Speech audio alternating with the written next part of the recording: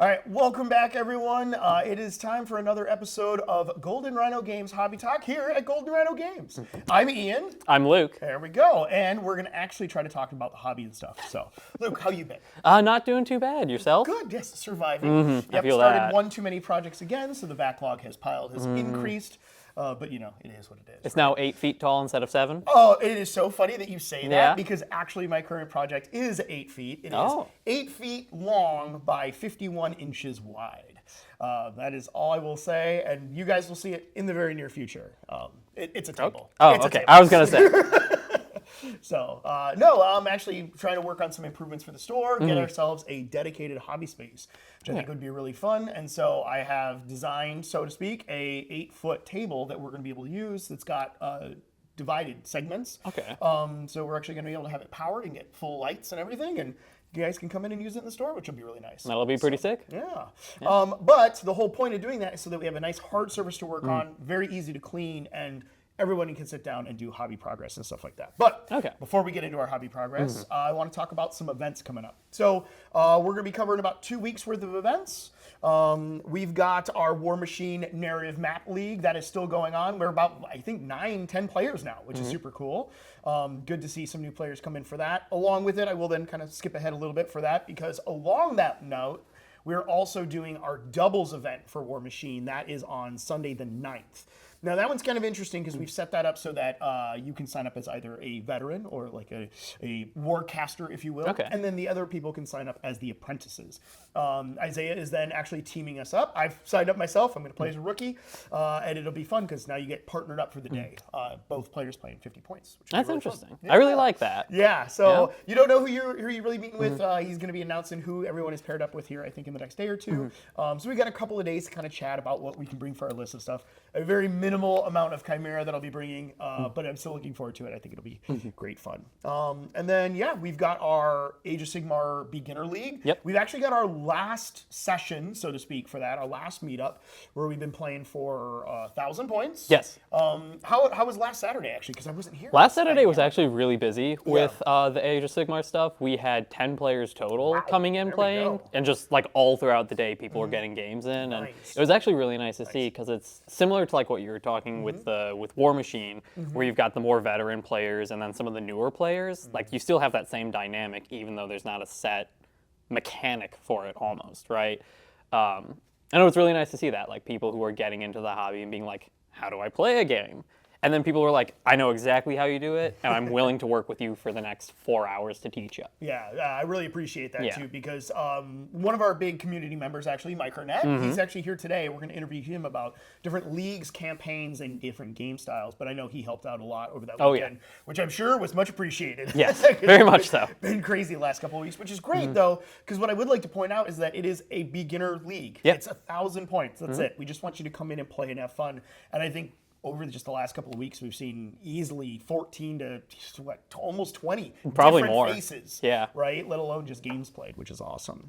And then the big one that you and I are both really excited for. Okay, so on Saturday the 15th, we are doing what? The Battle for Beta-Garmon. Okay. So this is going to be a 2-round narrative event for Warhammer, the Horus Heresy, or the Age of Darkness, or whatever the official name is. We all call it 30K or Horus Heresy. It's one of those two. But the format for it, I'm actually really excited for, because half of the players for the first round will be playing just a standard 2,500 point game. You know, basic force organizations, pretty standard missions. Points from that will be collected and going to like the traitor total or the loyalist total, depending on like which you are, or both if you're Alpha Legion. They get to choose. They get to choose. They get to choose. Teams will be auto-balanced slightly. We will do our best to respect, like, you show up with Ultramarines, you want to play loyalist, you know?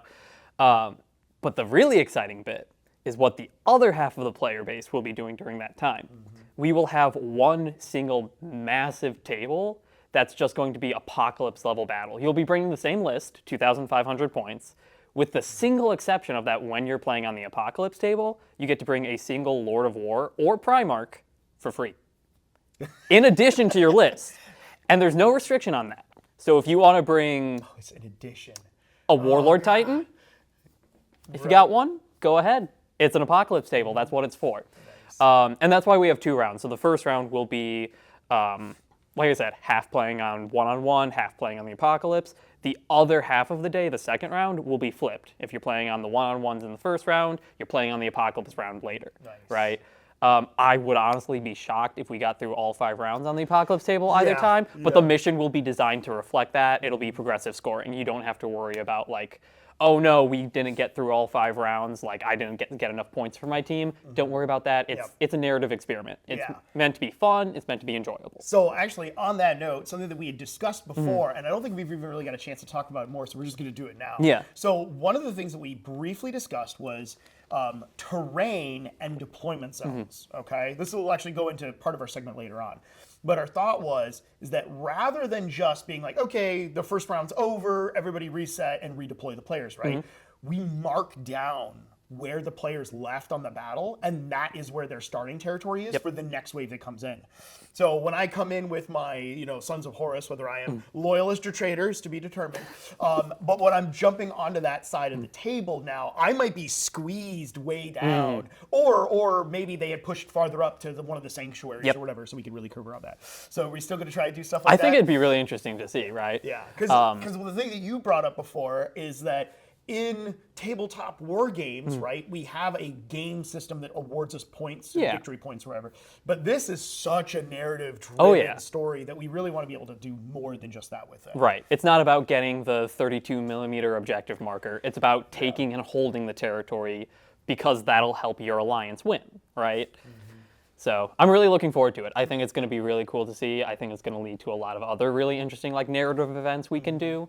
Oh, for sure. Yeah, because don't get me wrong, I'm really excited for it being Horus Heresy, but we could very easily do something like this for almost any of the other game systems. 40K, right? Warmachine, anything. Yeah. Like, honestly, I could really see a really cool old world one, too. Oh, right? for sure. Bring out the Wizard's Castle and let's see how that messes with stuff. Well, because we did that, a similar narrative big Apocalypse level when Old World first dropped. We ran a narrative league, and the big culmination of that was a big siege battle where we brought out the walls, and it was the forces of order trying to break in and beat up the forces of evil. Evil. Yeah. I'm sorry. And I think they did end up winning that battle. Nice. Yeah, that was super cool. That was really impressive to see because not only was it 2 tables, and when you, I don't know, generally speaking, when I think of 2 tables put together, it's just a big square, right? You guys actually did it lengthwise, and the castle walls were long enough to stretch from one end almost all the way to the other. 12 feet of wall. 12 feet of castle wall. It was nuts. So yeah, we'll definitely see something like that for our Battle for Beta-Garmon event, and that is going to be on March 15th, Saturday. Get your ticket. There's not very many of them left, so cool. Any other notes that you want to talk about before we move on to the next segment? I believe we have one other event going on. Good. What'd you get? It is the bolt action Operation Sea Lion. Yes. Right? Yes, that's right. Yeah, Adam's running that, which is awesome. Yeah. He's taken a 2nd edition book, which is basically the theater of what if scenario, and he's adapted it to play for almost any nation? Is that I believe correct? so. Yes. Yeah, you don't have to be early war even. You can play some of the other stuff too, which is really nice. I think that's really cool. But I actually don't know much. So I don't know a huge amount myself, but what I do know, Operation Sea Lion, for those who don't know, was the what if scenario of if Germany invaded Britain, right? The naval invasion that never happened. And so this campaign is all about that, right? Like playing out those potential battles that could have happened. And like you said, it's been adapted, so even if you're playing the Italians, right, or late war Germany or something, you can still engage in this. And I think that's actually really cool and really good to see because it's, one of the nice things that historicals lean into that a lot of the other games don't is these what-if potentials, right, where you get to play, like, if you're a big history buff, it's nice to see, like, how might this have played out, What happens if the battle line does get to Winston Churchill's front house? Or, front doorstep, right? Yeah. And now you can see that, and that's really cool. Yeah, you said front of house, and now I'm just thinking of him wearing like a chef's coat, and he's like trying to serve him up a bunch of food. But yeah, no, that was pretty cool, and it's been great to see Adam and Nick and a bunch of those guys come in and play that. Oh yeah, continuously, which is nice because we're now seeing more and more bolt action players. And on that note too, one of the things is we contacted Warlord Games. This wasn't even all that long ago, and I think literally over the weekend we got our terrain pack from them. Oh yeah. So they shipped us a ton of terrain, which is super awesome. Guys over at Warlord Games, thank you very much. We're going to set up a dedicated terrain building day so that we can actually have more than just one totes worth of terrain dedicated to bolt action and historicals, which is cool. Yeah. But just like the community helping out with these events, this is where we ask your help. Please come in and help us build it, and if we can, paint it even too, right? It's not going to be a charge for event. It's basically literally going to be a hangout and hobby day, and you're helping the store create terrain for it, which is super cool. So yeah, thanks for bringing that up. Because you all know we need more terrain. Like I need a hole in the head. Yeah.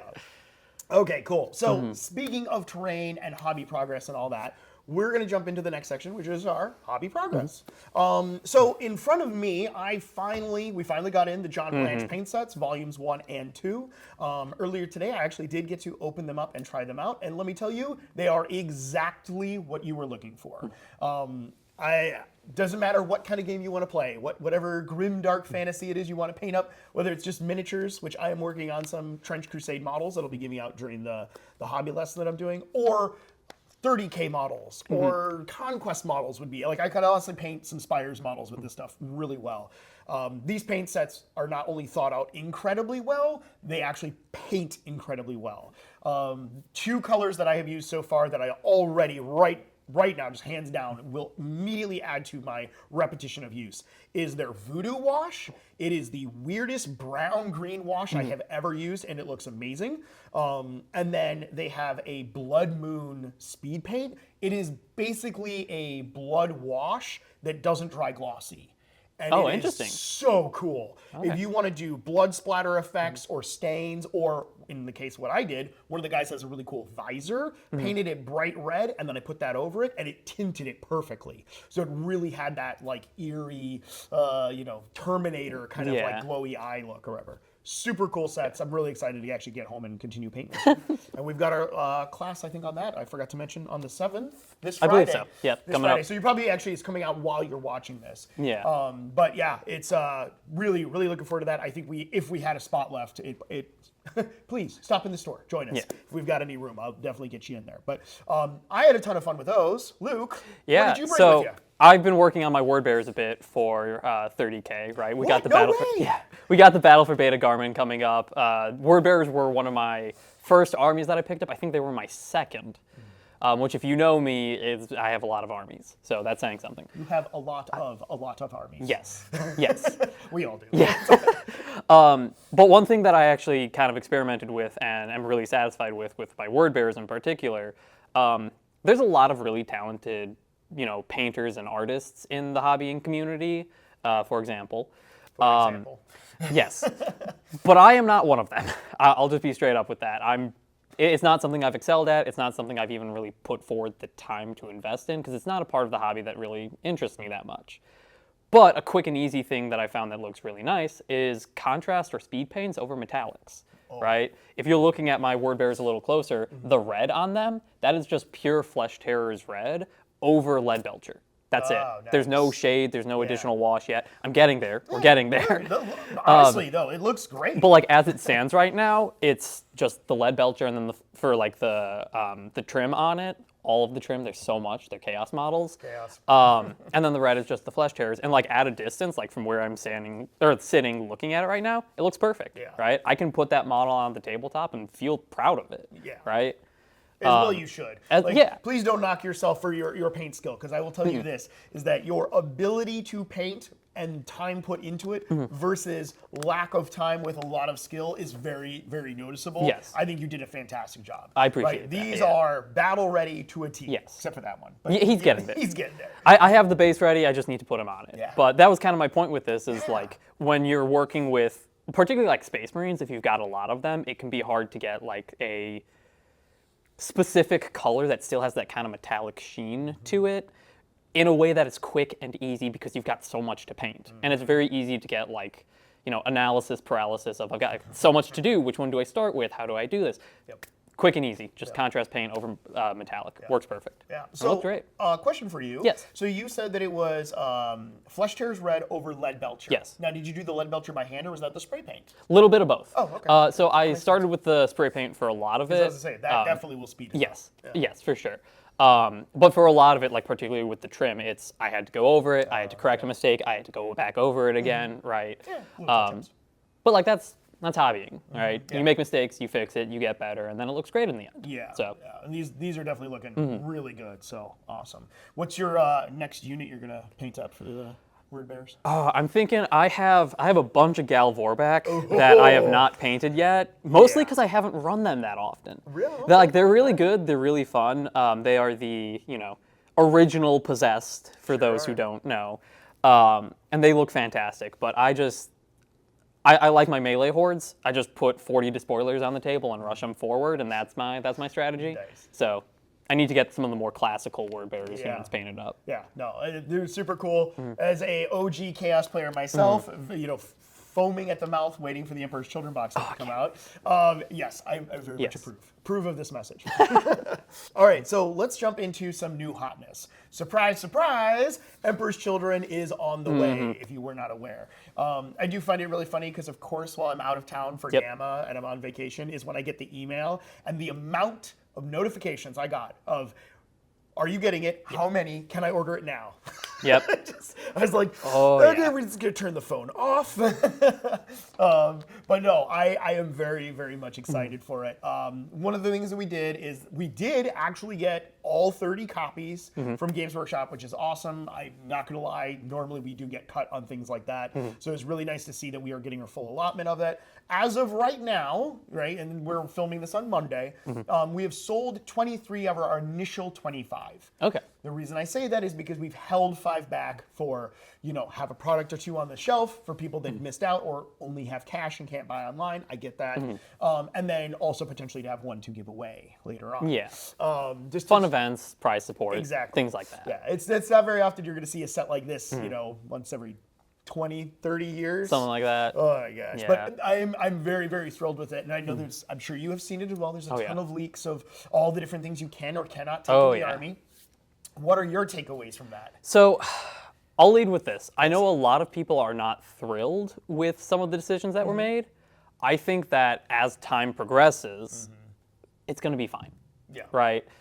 Emperor's Children are, at least from like the rules that I've seen so far, from what I've seen, they are looking to be a very strong mid-board bully army. Yeah, right? they are. I'm not gonna lie, I was so giddy about that. Yeah, they get forward deploy on a bunch of units, I believe. I think there's a detachment focused around it or something. Okay. I haven't looked at the league specifically. I'm just going off like what Warhammer community has talked about, right? Yeah. I believe it's the melee basic troop choice. I'm not going to pretend I know what the name is for it. I don't either. I just their melee variant gets sticky objectives, right? So they start forward deploy on objectives and then can rush forward. Yeah. And then when you combine that with stuff like a Keeper of Secrets, it is a very fast, aggressive melee army. Yeah. Even more so than something like World Eaters or Black Templars, right? Because the speed is the focus of this. Yeah. This is going to be one of those armies that they just rush forward, they get in your face, you can't punch back. And then by turn 5, when you've finally broken their like front melee units and now you're getting on the objectives, it's turn 5 and game's over. Yeah. Right? Well, it'll be very interesting to see, and this is definitely going to be one of those armies that really needs and survives with terrain setups, right? I think the fact that Games Workshop has standardized terrain layouts is really nice now, especially for that more competitive, balanced mission play. So it'll be very interesting there. But yeah, I noticed in the roster there's no cultists, which I have a ton of cultists, and that's fine. I will play them as my Phoenician lords as part of the Chaos Space Marine Codex, right? But what dawned on me, and now that you say that they have the sticky objective rule, is that they have demonettes. Oh, yeah. And so demonettes are your screen. That is so silly. Because those things will just blend almost anything that touches them, minus a tank. But then we've got Mauler feeds for that. Yeah, and that's the other thing to bear in mind is they get demons, right? Yeah. And demons, I know big complaint is, no long range shooting, no Predator, no Forge Feed, I did notice which that. are a little strange, I'll grant you that. But demons basically across the board have deep strike, right? And sure, a demonette's not going to be able to carve through a Redemptor Dreadnought or something very quickly, but it'll lock it down, right? Well, and sometimes that's all you need, is you need just the enemy long-range shooting to not be a threat to the big targets you have for a turn or two. And then they get in combat, and then you're fine. It feels like a chess army in the sense it's not you're rushing forward and just, swinging a bat as you go. You have to think and use strategy a little bit. Yeah. So... anyway, my big takeaway. Very excited for it. I definitely want to see it play on the tabletop. I can't wait. Yeah, I played Chaos Space Marines, and I've almost always played as an Emperor's Children-like player. I usually do my own lore, and that's why I call them my Phoenician lords. But I've always loved the aspect of being able to move up, touch things, get into combat, and then when I'm done with that, move to the next thing and touch the next thing and move around and board manipulation around that. That's actually just, I don't know if you've been around long enough, but they had the Greater Possessed at the time. It was often 2 models, right? And I loved using that because I could use that as a character that could heroically intervene at the time through a wall and touch, an infantry unit that's holding an objective, and now it just blends them and stuff. Surprise, demons. Yeah, but, and then on the inverse too, right, is that they still have that weakness of too much forward aggression leaves you exposed, and we're still, it's weird to say, but we're still only Space Marines, so we still take enough damage, we still go down pretty quickly, so, but anyway, we'll move on from that. This weekend, we've got the pre-orders for the Git Mobz stuff. The rest of it's coming out, which is nice. I'll be honest, I'm really disappointed that we haven't seen more players with it, but we were actually talking about that off screen, and that it's really cool because it is all the new Goblin stuff, but it's very focused on just the sun aspect, and there's a lot more to it. But I like the stuff. The new, what is the Doom Diver? I was going to say, it's 100% just a Doom Diver on wheels, and it's the funniest thing. I gotta say, like, I haven't played a 4th edition Age of Sigmar yet, just time constraints and stuff like that. But if I did, too many games. Yes, 100% too many games. If I did, this might be the army that gets me back into it because I like the fast-moving horde aspect of it. Like, goblins have always been a horde army, right? They've always been just putting bodies and bodies on the table, and you still see that with this, but now with less models because it's just 2 goblins on the wolf instead of 1, which I thought was goofy, but like I'm here for it. You know? I think that'll be really cool. That is definitely another one of those, when I'm done with my Seraphon that I'm working on for Adepticon, I'm probably going to pick those up and start working on those slowly. If I'm not working on Warmachine or whatever the other thing is.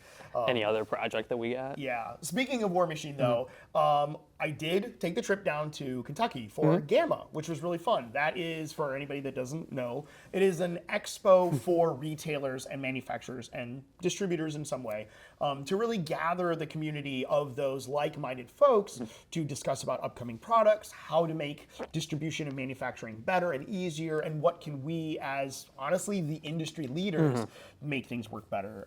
One of the things I did get to stop by was I got to see the SFG guys, Steamforged Games. Super cool. It was great to meet Toby and all those guys and ask questions. I did think it was really funny that they actually recognized me by my uniform because we order so much Warmachine from them, which is awesome. But we definitely have the P3 paint rack coming already, and we did sign up for the Stockist, their foundation set. So we'll actually have full new racks and everything for it that light up and which are super cool. But while I was there, we got to see some of the new Gravedigger models, which are up for pre-order right now. Which, do you know much, or what do you know of Warmachine?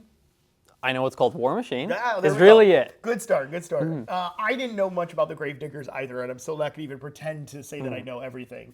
But just learning that they are essentially World War I trench fighters. They get dropped out of airships into the trenches. They're really cool. They're warjacks, right? Steam-powered mechs. Literally have like backpacks and all the extra ammo casings and knives, like they're going in like combo or commando fighters, or whatever. It's super cool.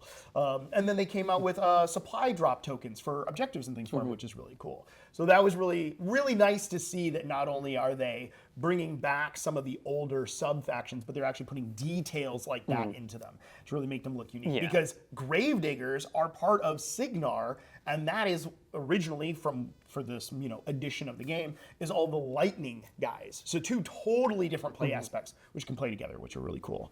And then while I was down there as well, I got to talk with the guys from Parabellum and Conquest, The Last Argument of Kings, and as well as First Blood. So we got to see in person some of the new Yoroni models, which were super cool. I will say this too, I'm going to put a little caveat right about here because we're going to bring it up next video topic most likely. I have some crazy news from Conquest and Parabellum to talk about, but you guys are gonna like it. No spoilers. Yeah, I'm gonna make sure that everything, we dotted all our I's, crossed all our T's, and make sure. But there is some really, really cool stuff coming out, not only for Conquest, but also for us, Golden Rhino Games in the Midwest. That's kind of really the big part of it. So it was really cool to talk to all those guys about all the new stuff that's coming up. And again, it's really funny to be like, that was my first year going to Gamma, this expo, and to walk around and be like, oh, let me go up to this booth and see what's going on. And then all of a sudden they know me.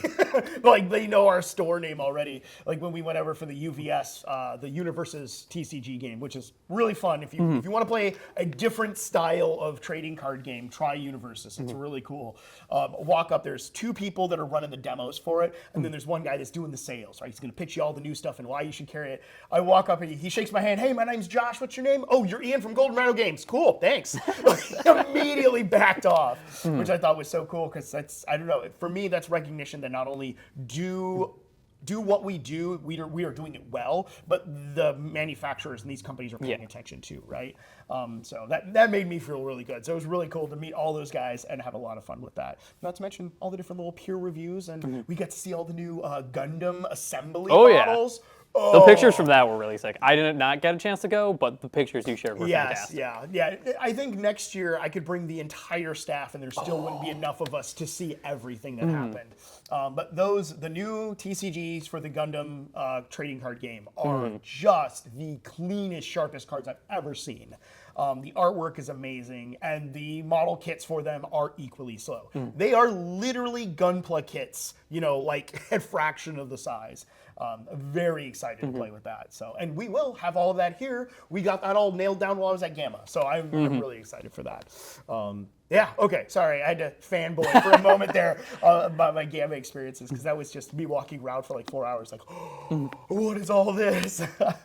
Starry-eyed or whatnot. But yeah, any other last-minute new hotness things you wanted to touch on? I think that's really all of it. Like, those are the pre-orders, the that's ones what's that coming we out. Care about, right?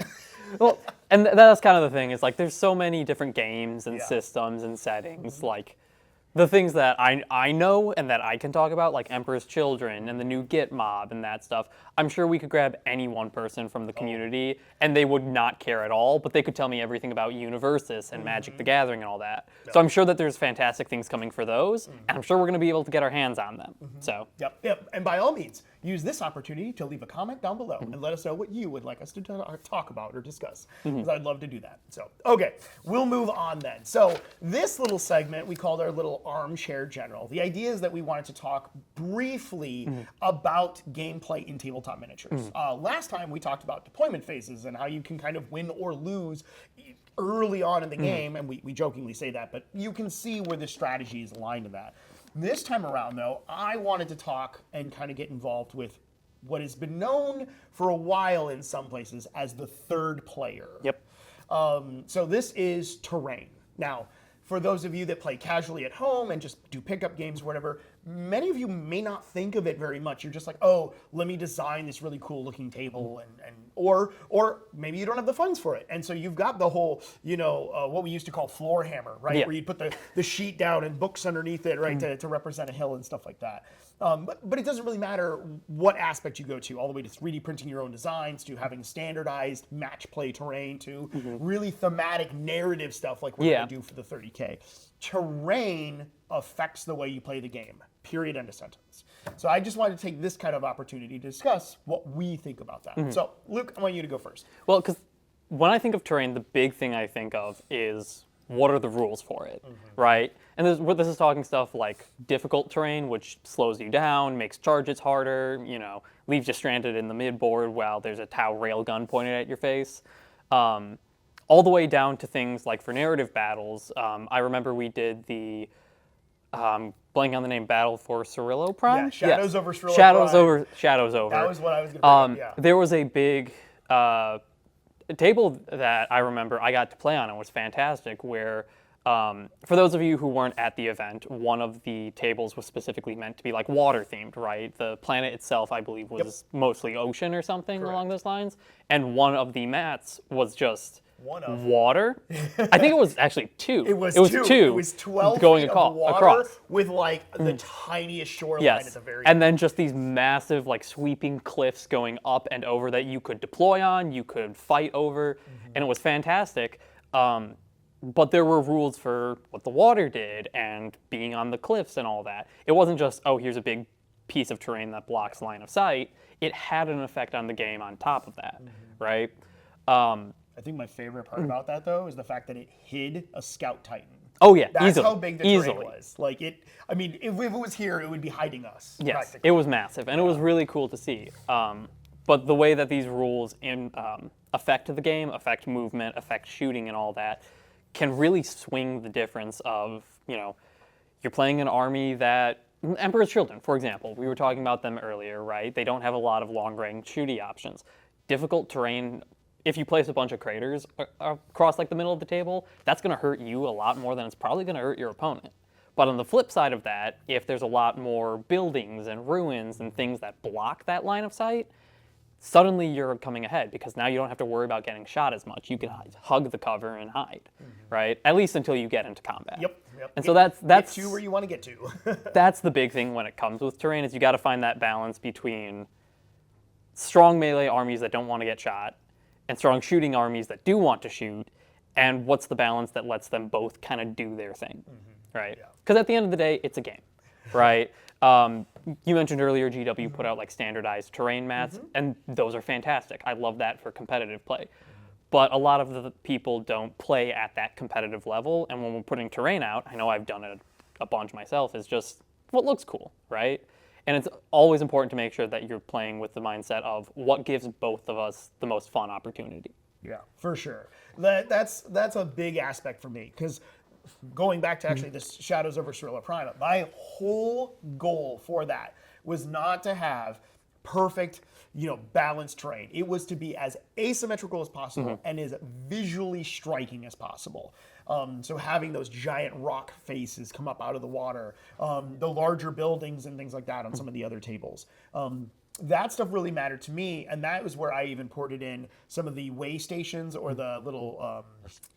I'm drawing a blank on them. They're from Necromunda, the Habs. Oh yeah, the little habitats. Those we used actually as both an objective as well as a terrain feature. So it was really cool to be able to interact with it that way. But yeah, when I come into potentially a pickup game, or especially in like a competitive tournament, it is nice when certain things have a standardized terrain loadout that makes it balanced, but not necessarily immediately equal or fair, right? I think that's kind of a big misunderstanding, is a lot of people like to throw this word around balance. So we're going to balance everything. It's perfectly balanced, right? That doesn't mean it's necessarily equal, though, because everybody needs to have their own equal opportunity. I jokingly refer to terrain setups and things like that usually as paintball fields, because you can kind of duck in and hide or whatever, but there's strategy to that, and that makes that game fun, right? Whereas playing on the big narrative maps, that made those games fun. And finding that pitch and that balance there, I think, is really important. Because the last thing you want to do is set up the running joke of Planet Bowling Ball, right? And then your buddy busts out Tau that he's been waiting to play with, and you're like, great, I'm about to not have a good time.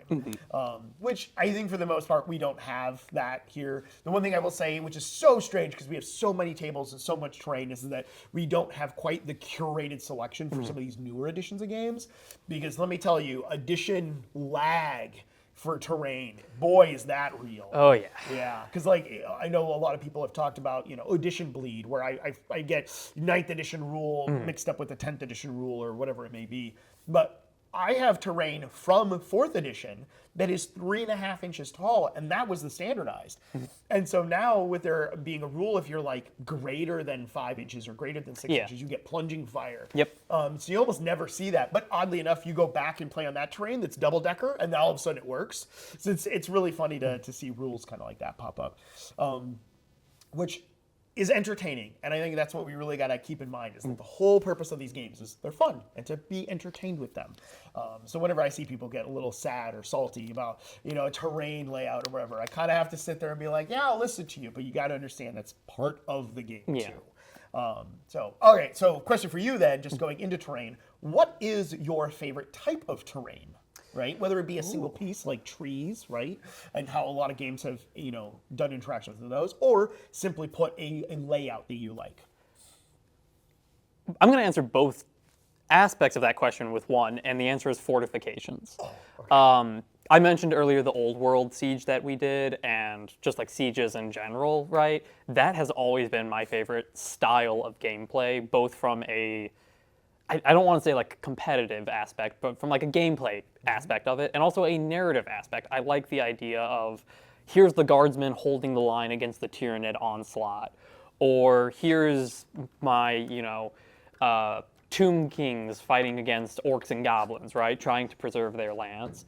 It tends to lend itself to a very like explosive aspect in a very real sense, because there's not, you're just throwing your armies together, getting in there, and one side's trying to fight literally an uphill battle, right, over the fortifications, over the walls, and through them, while the other side is trying to keep them out, usually against much larger numbers, right? A lot of the times in siege scenarios, you'll see like a reinforcement mechanic or a wave mechanic or something like that to kind of balance it out.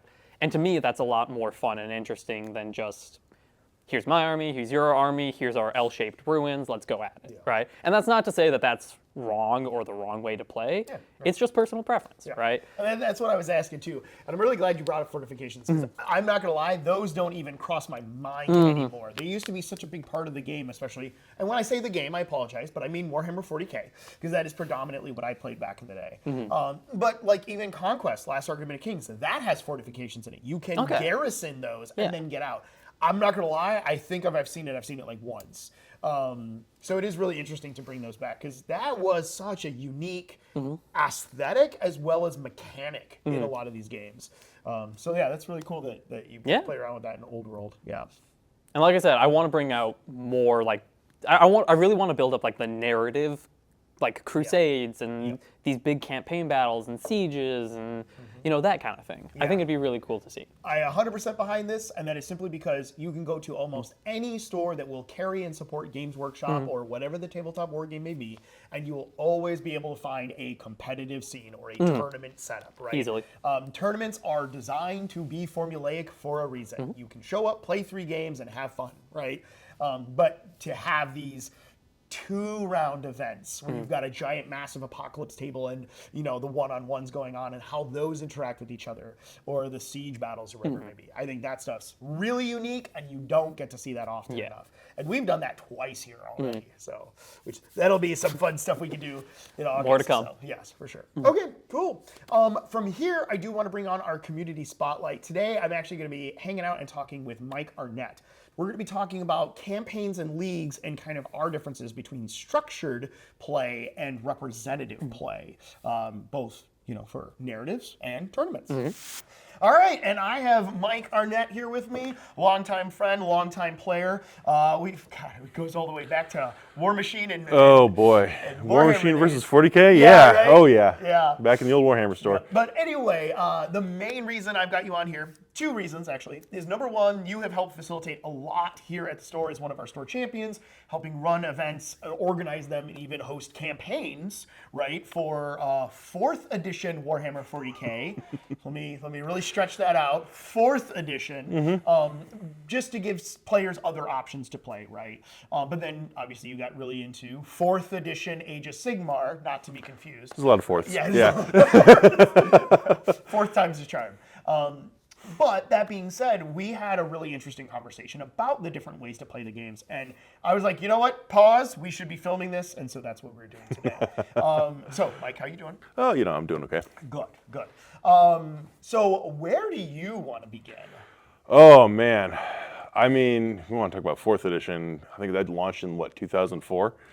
I think Something so. like that, I think so. So, I mean, I've been doing this since 2000. My grandparents foolishly picked me up the 3rd edition 40K kit back in the day. And Black Templars and Dark Eldar. Yep, yes. Dark Eldar. That was the one that I saw too, yeah.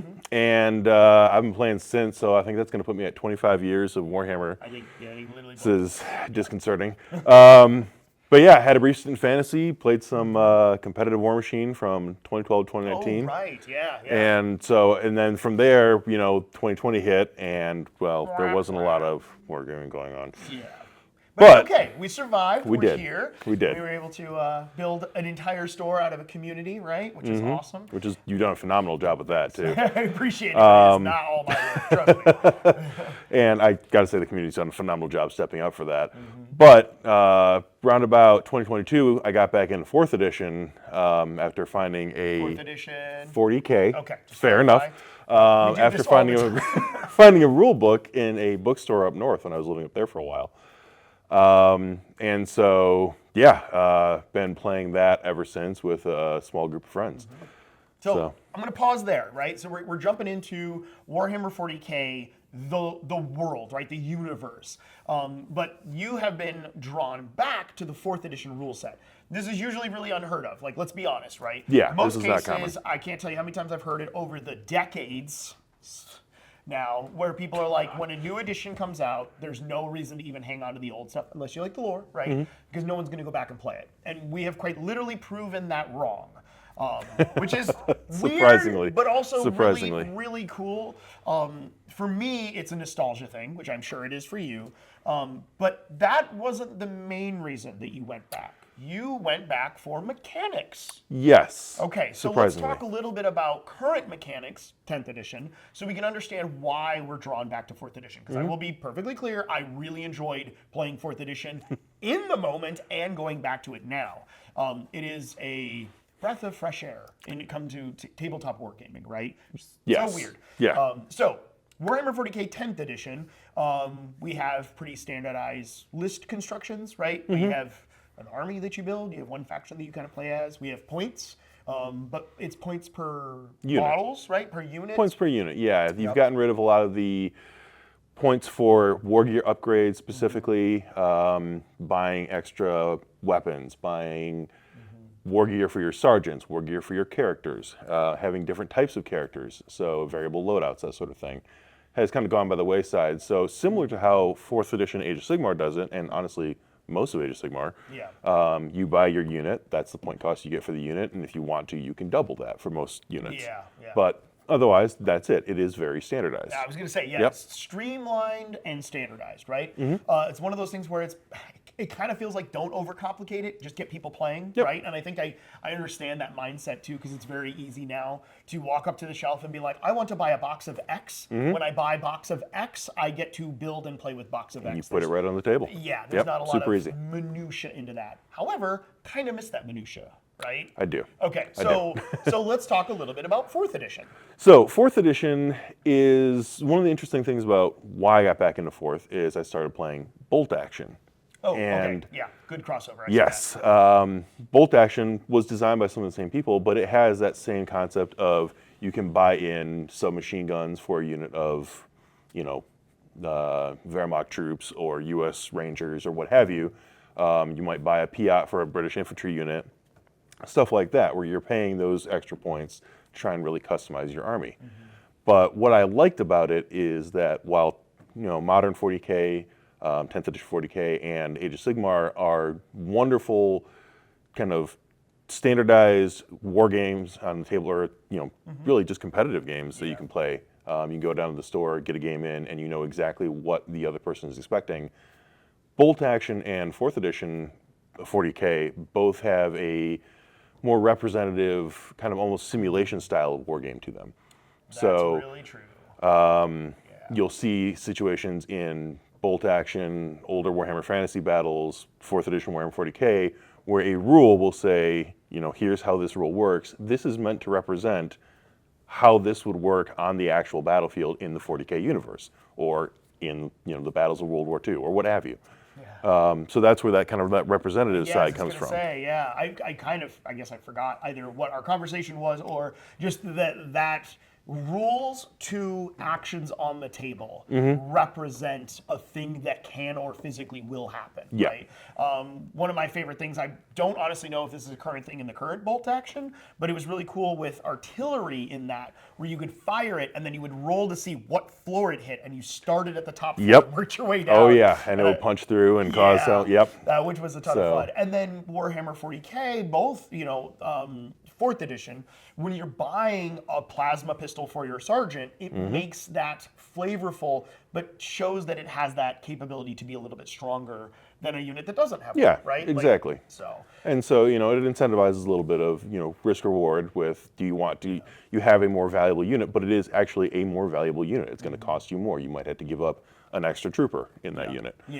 Actually, you see that a lot, or you used to anyway, right? Because it was well, I'm trying to think of what some of the, like when I played, I guess back then it was Eldar. So it was my Guardians. I would take a heavy weapons platform, but that meant I took that instead of like 10 additional guys, because then you could have 20 in a squad. Absolutely. And then that missile launcher never did anything for me. Like, I couldn't roll to save my life. Oh man, I'm too familiar with that. Oh boy. Yeah. I don't want to talk about the accuracy of my orcs. Anyway. But so on that note, then we find that the minutia, the decision making, the list construction, not even just building, but the list construction on each unit becomes more detailed, becomes more thematic, for lack of a better word. It lets you kind of tell a story of a unit as they work on, what role do they fill. I have an Iron Warriors army. I have a squad that has a pair of melta-guns, and I built that back in 2008. But it was an idea of like, these guys have chainswords, they have melta-guns, and their whole job is they're supposed to carve open a bunker with those melta-guns, get inside, and really take the fight to whoever is defending that bunker. They're a siege army. They're supposed to break through trench lines, bunker forces, break through tanks. Hey, Land Raiders basically just a rolling bunker. So and that was the same kind of idea. I've seen people building Imperial Guard armies where they get really thematic with like, I want this army to be a jungle fighter army, really work with the terrain. Tau armies, we had that amazing Apocalypse game with I missed it. Sorry. Unfortunately, you did, but boy, the some of those basilisks did not miss it. Let me tell you. But we had a guy playing a Kroot army, and it was beautiful watching a Kroot force take to the field on a forested battlefield and really exercise the strengths of a light infantry force. Doing what a light infantry force would do. In a battlefield situation like that. And I think that's where also not only do you see a change in rules in how you build your list and how it interacts, but also the rules of the terrain and now becomes important too, right? So it's a tug of war in that situation, right? So now you have this thematic unit that also thematically interacts with its thematic piece of terrain, right? It's very representative, right? Which I think was a really good way to bring it up. Now I'm going to pause and we're going to shift a little bit over to the other 4th edition that you liked, which was Age of Sigmar. By all means. So you like 40K 4th edition. Why do you like Age of Sigmar 4th edition so much? So because it's streamlined, it's standardized. It is. It very much is, which is kind of what I was trying to get away from with 40K. But with Age of Sigmar, it's kind of interesting that it has kind of the same feeling to it that I got with playing Warmachine. Of every turn, I need to really think about how am I going to achieve the goals I want this turn, but also I need to think of the objectives from turn to turn. How am I going to get onto that objective? How am I going to achieve my battle tactic? What combos can I set up with these units that I can achieve an overall strategy to actually win the game, as opposed to just throwing troops forward and hoping to God that my last cannons kill that thing. So boy, ain't that the case, man. Especially with the 10th edition 40K. I'm like, I got like 5 las cannons. They're good at killing tanks, right? Yeah, so theoretically, right. So anyway, 3 turns later, the tank is still there. Probably laughing uproariously at the whole situation, but so in that case, back to Age of Sigmar, the Age of Sigmar 4th edition, its mission layout, its actual gameplay, really favors that turn-to-turn thinking and strategy. Right? Rather than just representing the battle and pushing forward up the table and see who wins kind of a thing. Exactly. I will agree with you 100%. I think Age of Sigmar 4th edition is probably the best tabletop miniature game that I have seen in a while, with the exception of a few mechanics in like maybe the way games move and things like that, right? But it's really, its mission and its scoring standardization is really nice. The fact that I get to choose what I want to do on my turn after having seen what you've done, or going first even. I get to play my game and I get to play it with you, right? It's not. There's far less non-interactions in this game now. Well, one of the things that I've really enjoyed is the standardized commands and the standardized battle tactics. In that we all know what the battle tactics are. We all know what the commands are. We don't have stratagems that are specific to each army or anything like that. Commands that are specific to each army. You have the ones listed in the core rulebook, and that's what you play with. And so you can kind of go into it with any army understanding, okay, I know what he's probably going to achieve with this because I know what commands are available to him.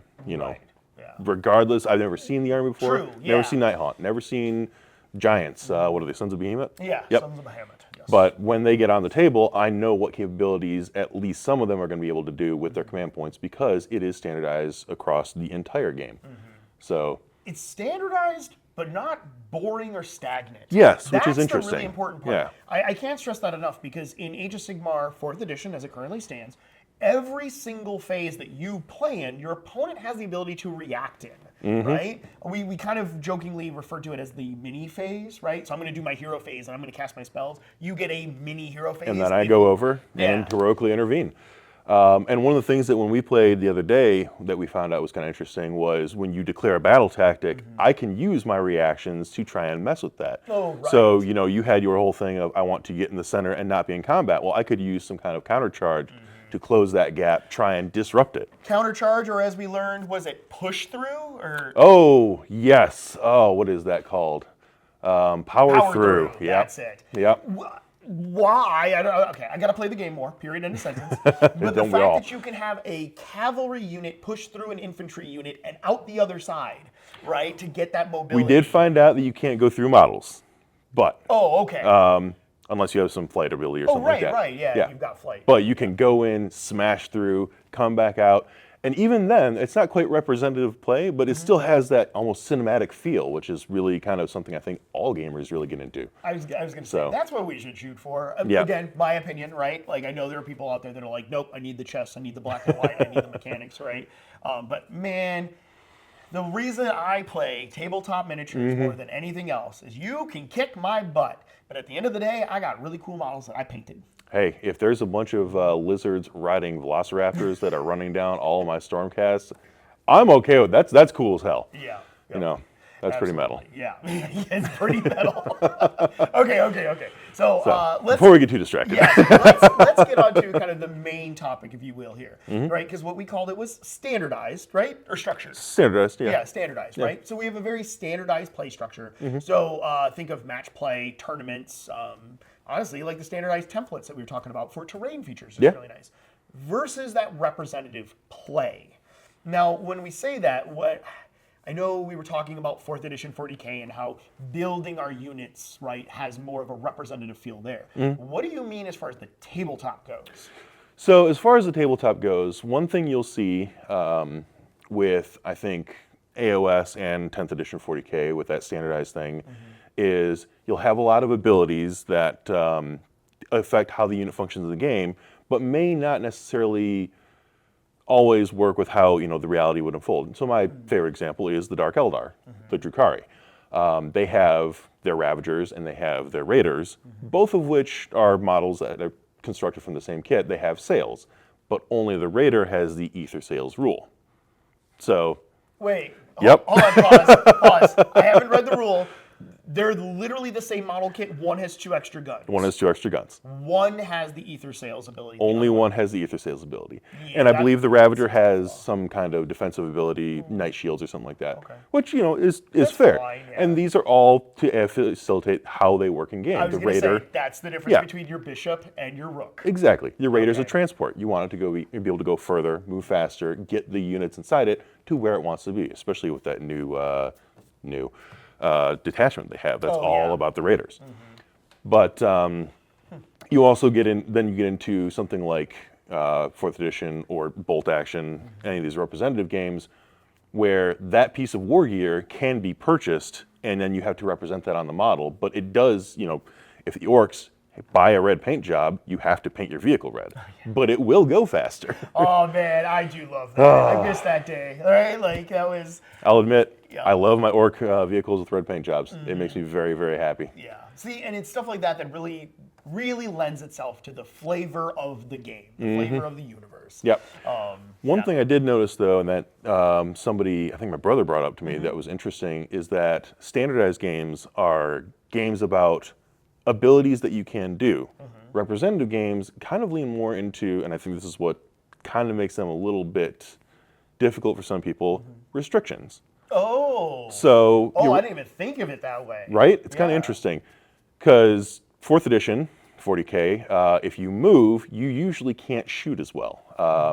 You know, in 10th edition, can't shoot heavy weapons at all. 10th edition, you get a bonus if you stand still, but you can still run around on foot and fire a las cannon, no problem. But in 4th edition, even your rapid-fire weapons, your rifles, you can't fire those out to maximum range because you're running around with a rifle trying to snap off short-range shots only. Yeah. You have to stand still. It's difficult terrain. You are restricted by the terrain because that is going to prevent you from moving fully through it. Or in the case of vehicles, you might get jammed on a log or sunk into a piece of rubble and immobilized. Oh boy. But a lot of these are, with these representative games, is the terrain, some of the rules, the way the game works overall is going to restrict what your units are able to do, and you need to be able to play around that. You know, that's the challenges that any real world general would face is the battlefield and the opponent are trying to stop you from doing basically everything you want to do. Yeah. So how are you going to adapt to that situation? Yeah. Well, it literally goes back to that third player, right? Yep. The terrain now hinders you as much as it hinders your opponent. So how does it hinder you less? Exactly. Yeah, Can you make it? Yeah. And one of the things I heard in discussion of the British versus the Japanese in World War II, going back to bolt action actually, was that the when the British started fighting the Japanese, they were having a lot of struggles in the jungle against them. But then they started training, and they realized the jungle is neutral. The Japanese don't like fighting in there any more than the British did. But if the British learned to fight in the jungle and learn how to make that terrain work for them, they could actually gain the upper hand, which is, I believe, what the Chindit forces did. Oh, gotcha. But it goes back to that same thing.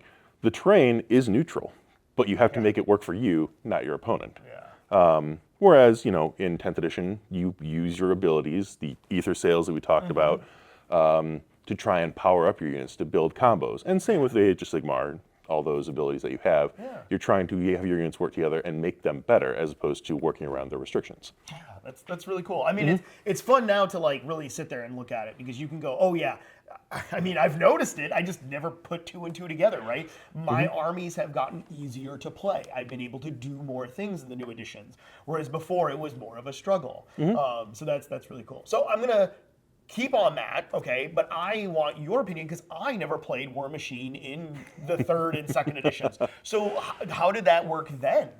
So Is it kind of the same? similar. Same lines? Warmachine is obviously had fewer iterations than Warhammer has. Right. But they have also kind of gone with that idea of giving people more flexibility, more freedom with the new movement system for Warmachine especially. Pick up the model, move it, redeploy the other ones. Exactly. Around it. Yep. And same thing with Star Wars Legion, where it has a similar squad movement. But it's gotten a lot less precise, but also to an extent punishing if you misplace a single model. Oh, yeah. Because I've seen, you know, Chuck, for example, take me apart because I put one trooper too far forward. Yeah. So well, then the other day when I played too, forget the gentleman's name. I apologize, but he picked up one of his pigs. I think is what they are, right? And he redeployed them all. No. Sorry, PYG, which I troll pigs. Yeah, okay, troll pigs, okay, right? different Didn't realize pigs. it was short for pygmy, so anyway, so picks them up, moves it, and then I have a spray gun, right, or attack. And I turn, I'm like, okay, well, I'm going to spray at that unit, and then I realize, oh, it hits 4 of the 5 of them. And just one attack picked them up wherever. I was like, ugh.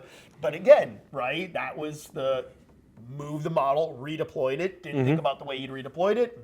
My model stepped up, and so so there's still that opportunity there for you can misplay if you're not thinking right. Yeah. But you know, it's a little more forgiving on how you move. If you didn't deploy them properly in the first round, you can sort of get that chance to redeploy them. Yeah. But even things like sprays, templates going away, and that's something that 40K did as well, getting rid of templates. So, which, you know, on the one hand, we all love placing a giant flame template on the board. But on the other, it can be a little tricky if you're trying to lean over a 3-foot board. Like, how many guys do I land on top of? So forever and always. Yeah. The scatter dice, rest in peace. Oh, right? God. Yeah. So, you know, there are elements of standardization, making it clear how many attacks does this flamer actually get, how many people does it hit, that sort of thing. Yeah, which I think I can step back and I can very beer and pretzels-y say, I appreciate that. Yeah. That's really nice to have. When I walk in and when I get a pickup game, it's really easy to do. Absolutely. But I think there's a level and a reason and a commitment, right, to the representative game to really get that involvement, which is really nice. Yeah. Yeah. All right, so one of my, I guess, last questions, I guess I will say is, between the two, what do you prefer and why? Honestly, I've always been preferential to representative gaming. Okay. I do Tell love the me. story. Yep, I love me some standardized gaming. Like I said, I played competitive Warmachine for a while. That's what I was thinking. I really enjoy Age of Sigmar in its competitive format. You know, as much as I love narrative gaming overall, gotta say, the General's Handbook stuff, really fun to play. Yeah. But representative gaming has always been more my style. I mean, I'm a military history buff. I've loved reading about campaigns from antiquity all the way up to World War II and even through to the modern day. And being able to reenact those situations, those battles, what they are really trying to achieve, and getting in kind of those commanders' heads, but also pushing that to the far future, how a Space Marine or an Imperial Guardsman or an Orc Warlord would command a battle, how that battle would unfold. That's kind of what I've always wanted to bring to the tabletop. Yeah. So on that note too, we're going to finish up one more thing though.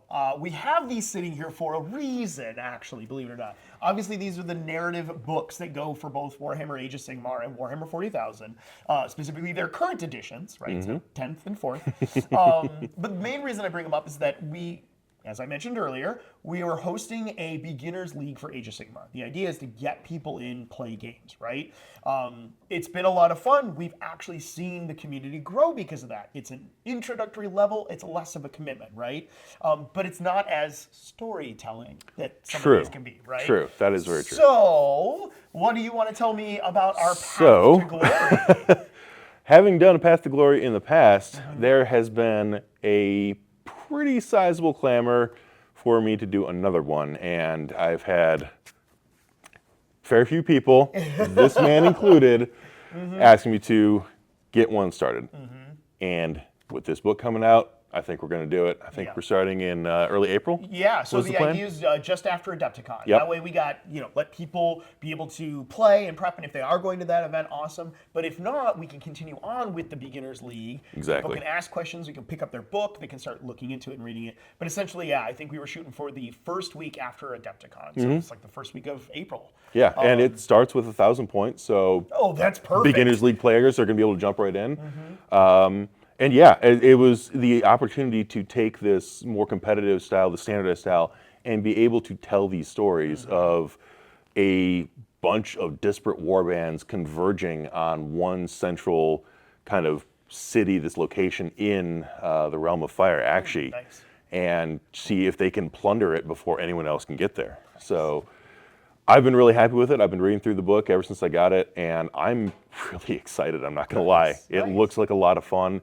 It is one of the things that we ran into with our last Path to Glory campaign is there are a couple of pitfalls for if you started losing, you could start losing harder. Punishing, but not a restricting punishing like we were talking earlier. Yeah. It literally was punishing. It was pretty rough. There were points in there where me and my notoriously bad dice rolls with orcs put me to a situation where I was playing games that I couldn't win to try and get my army back into a state where I could potentially even play a game and fight at all. But I just couldn't do it. So they've gotten rid of a lot of that. Okay. So, and I'm very, very happy about it. To me, from what I have seen and what you have talked about, this version of Path to Glory very much feels like the standardized gameplay we know with all the story positive elements added onto absolutely. it. I know you mentioned we're going to play just strictly out of the book, so don't worry about faction-specific ones, right? Yeah, just because there's some tweaks. And not everyone has their battle tome. That's true. Not everyone is going to have access to the Path to Glory elements in a battle tome if they have it. And it also makes it super easy. Everyone needs one book. One book, you're good to go. And that way, if there's a Path to Glory ability that's just a little too strong in a battle tome, we can just kind of avoid that. So it'll make it real simple. We're all playing out of the same book. Yeah, we don't have to worry about the haves and have-nots, exactly. which happens a lot in miniature wargaming. But no, that's really cool. I'm not gonna lie, I'm very excited for it because it is not very often that I get the chance to play in something like this. So I really appreciate you hosting it and rounding up the community, right, to play some more games. I'm looking forward to fighting you, either lizards or pigs, man. Either one. I don't know. I think I got. Yeah, what are you gonna do? I think I got to bust back out the Iron Jaws. I finally got the new book. I know people are like, "Oh, it's not good." I don't care. It's literally an orc riding a giant metal pig. Excuse me. When have we ever cared about orcs being good? Are the orcs on the table? You're having a good time. You are correct, sir. That's you it. You are correct. Nice. So you can never have a bad time playing orcs. Yeah, man. So, all right. Okay, Mike. Any last final notes, thoughts, questions, concerns? Speaking of, continuing on with the campaign idea, Yes. we did just wrap up our first phase of the Damocles Crusade for 4th edition 40K, Right. and that was a blast. Like I said, we Right. had, I think we hit about 10,000 points per side with our Apocalypse battle. Oh my God. It was a good time. It was a good time. Yeah.